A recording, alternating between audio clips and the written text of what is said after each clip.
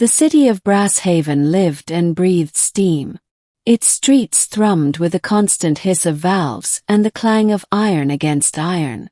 Clock towers rose like guardians, each turning gear a heartbeat in the city's iron lungs. Beneath the constant fog of coal smoke and invention, humanity had carved a kingdom of cogs and flame, defiant against the cold vacuum of the skies above. I, Nathaniel Hargrove, was no knight nor noble inventor, but a mechanic, one who understood the delicate patience of brass gears better than the subtleties of politics. I worked in the lower quarter, where steam bled from pipes like sweat, and men and women gave their lifeblood to keep the engines alive. My specialty was automata repair. From scuttling spider servants to towering load-bearing constructs, I could coax life back into their clockwork frames. It was during one such day, while repairing a rusted courier automaton, that she entered my workshop. The door chimed, releasing a puff of warm steam. She was clad in travel leathers dusted with ash, a pair of goggles resting upon her brow. But it wasn't her attire that struck me, it was her chest. Not in the crass manner of men on the street, but the unmistakable glow that radiated faintly through the fabric of her coat. She spoke, voice sharp but tired. "You're Hargrove, the one who rebuilt a guildmaster's automaton in half the time it took his engineers." I set down my wrench carefully. "Depends who's asking." She stepped closer, her coat falling open just enough to reveal what I thought impossible. Her heart was not flesh but a clockwork construct, encased in crystal, pistons and gears ticking softly, each rotation glowing faintly blue. "I am Ilara Vane," she said, "and my heart is failing." "The beginning." Ilara explained her plight while I stared, trying not to gape like a fool. She had once been a pioneer among the Skyfarers Guild, explorers who ventured beyond the smog-choked skies of Earth to touch the stars. An accident during one such voyage had destroyed her heart. To save her, a guild engineer had implanted this, an experimental etheric clockwork heart.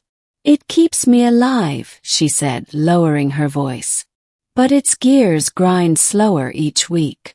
The guild refuses to repair it. Too costly, too dangerous. They said I should accept my fate. But I won't." Her gaze fixed on me with such intensity that I felt the weight of it deep in my bones. "You repair machines no one else dares touch. Will you repair me?" I should have said no. To tamper with guild technology was treason. But something in her tone, the mingling of defiance and desperation, stirred something human in me. "I'll try," I said at last. "But I'll need to see the mechanism fully."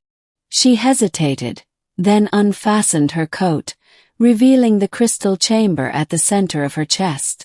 It pulsed like a living thing, gears whispering, light flickering weakly. It was beautiful, terrible, fragile. And for the first time in my life I realized, humanity's future might not only be flesh and blood. The middle. For weeks, Ilara remained in my workshop. I studied her heart, sketching diagrams by candlelight, poring over forbidden guild treatises smuggled from black market stalls. Her heart wasn't powered by steam, but ether, a strange energy siphoned from the upper atmosphere, more volatile than coal, more alive than lightning. Each day she grew weaker, her breaths shallow, her words shorter. Yet she never once looked afraid. She laughed at my fumbling jokes, teased me when I scorched my hands on a boiler, and sometimes in quieter moments spoke of the stars. "They're not just lights in the sky," she whispered one evening, as I adjusted the regulator valve near her collarbone. "They're places. Oceans of gas, worlds of ice, suns that could burn cities to ash. And out there, Nathaniel, we are nothing. But we are bold enough to touch it." I didn't tell her then, but each time I wound the smaller gears of her heart, my own seemed to wind tighter with hers. But the guild noticed.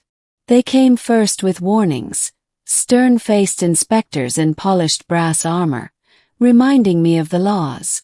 Then with threats, anonymous notes shoved under my door, tools shattered in the night. And finally they came with force.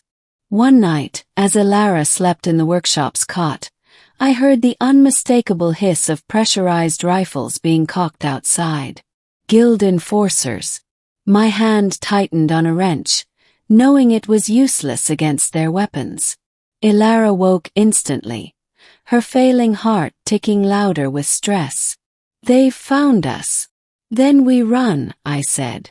We fled through the maze of Brasshaven, steam fog cloaking our steps. Enforcers pursued, their automata hounds clattering on metal claws. At one point, Ilara stumbled, clutching her chest, and I lifted her into my arms. She was lighter than I expected, her body more fragile than her steel gaze suggested. We escaped into the skyport, where half-built airships hung like skeletal birds against the night sky. There, amid forgotten hulls and rusted propellers, we hid. But I knew hiding wouldn't save her. Only one thing could, replacing the broken core of her heart with a new one. A prototype ether core existed in the Guild's main laboratory, a design never tested, deemed too unstable. It was our only chance. The heist. Breaking into the Guild laboratory was madness. But Ilara smiled faintly when I proposed it. Madness is better than waiting for my gears to stop. We infiltrated on the night of the Steam Festival, when fireworks lit the skies and the Guild was drunk on revelry. Moving through shadowed halls of brass and glass, we found the prototype core, glowing with dangerous light. But alarms triggered as soon as I lifted it. Enforcers poured in. Automata soldiers clanked to life. Ilara seized a rifle from one of them, fighting with the desperation of someone who had nothing left to lose. I worked feverishly, tools clattering, trying to install the new core directly into her chest while chaos erupted around us. Her breath hitched. The old heart sputtered, light flickering. "Nathaniel," she whispered, "if this fails, thank you." "It won't fail," I snapped, though my hands trembled. "You're not a machine to discard. You're human. You matter." With a final twist of the spanner, I locked the new core in place. The crystal chamber blazed to life, brighter than ever before. Ilara gasped, arching as though lightning surged through her veins. For a terrible second I thought I had killed her. Then her eyes snapped open, and she stood, whole, radiant, her heart beating in perfect rhythm. The Guild enforcers faltered, awe mingling with fear. Ilara's new heart pulsed like a beacon, flooding the chamber with etheric light that sent automata stuttering and failing. She grasped my hand. "Let's go," she said. And together we ran into the night. The ending. Brasshaven whispered for months of what happened that night. Of the mechanic who defied the Guild, of the woman with a clockwork heart who shone brighter than the city's smokestacks. The Guild branded us fugitives, but among the people, workers, dreamers, skyfarers, we became symbols. Ilara's strength returned in full, her heart beating with steady brilliance. She took to the skies again, not as a servant of the Guild, but as a free explorer. And she asked me to join her. I hesitated only once, standing in my workshop one last time, tools scattered, steam hissing.